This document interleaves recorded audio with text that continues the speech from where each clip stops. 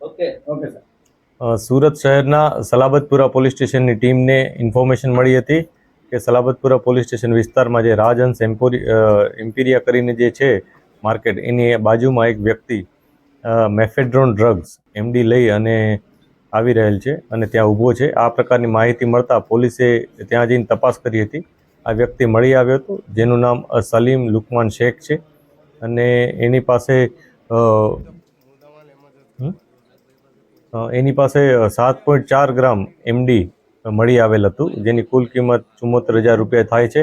આ ઉપરાંત એના પાસે મોબાઈલ અને રોકડ રકમ મળી હતી. કુલ 80,900નો મુદ્દામાલ પોલીસે જપ્ત કરેલ છે. આ જપ્ત કરેલ મુદ્દામાલ બાદ જે આરોપી છે એની વધુ તપાસ કરી હતી, તો જેમાં જાણવા મળ્યું હતું કે જે એમડી છે એ એના જ પુત્ર સોનુ ઉર્ફે તોફીન ઉર્ફે સોનુ કરીને છે, એની પાસેથી લાવ્યો હતો અને આગળ છૂટક વેચાણ કરવા માટે લઈ જતો હતો.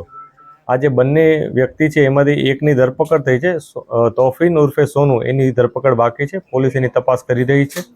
આ ઉપરાંત આ બંને વિરુદ્ધ અગાઉ એનડીપીએસનો ગુનો નોંધાયેલ છે અને આ ઉપરાંત એના ઉપર જીપી એક્ટ 135 વગેરે પ્રકારના ગુનાઓ પણ સલાબતપુરામાં નોંધાયેલ છે.